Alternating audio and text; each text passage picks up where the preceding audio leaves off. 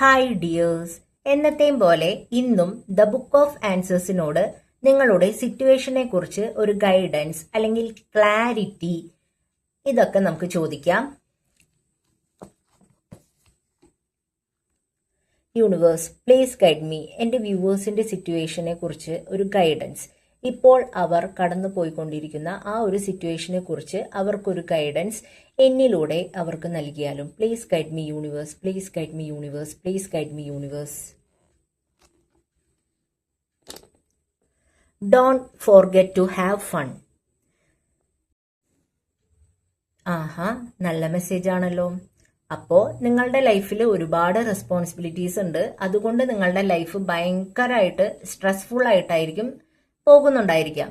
അത് കാരണം നിങ്ങൾക്ക് ഒരു എൻജോയ്മെന്റോ അല്ലെങ്കിൽ ഒരു ഫണ്ണോ നിങ്ങളുടെ ലൈഫിൽ ഉണ്ടായിരിക്കുകയില്ല. പക്ഷെ അങ്ങനെ മസിൽ പിടിച്ചിരുന്നുകൊണ്ട് ഒരു ഗുണവും നിങ്ങൾക്ക് ഉണ്ടാകില്ല. നിങ്ങൾക്ക് നേടാൻ കഴിയാത്ത കാര്യങ്ങളെ കുറിച്ച് ആലോചിച്ച് വിഷമിക്കുന്നതിന് പകരം നിങ്ങൾ ഓൾറെഡി നേടിക്കഴിഞ്ഞ ഒരുപാട് അനുഗ്രഹങ്ങൾ നിങ്ങളുടെ ലൈഫിൽ ഉണ്ടായിരിക്കാം.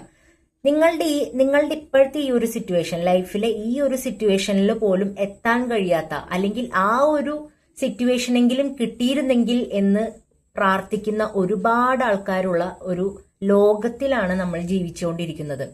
അപ്പോൾ നിങ്ങൾക്ക് കിട്ടിയ ആ ഒരു കാര്യത്തിൽ നിങ്ങൾ സന്തോഷിക്കുക.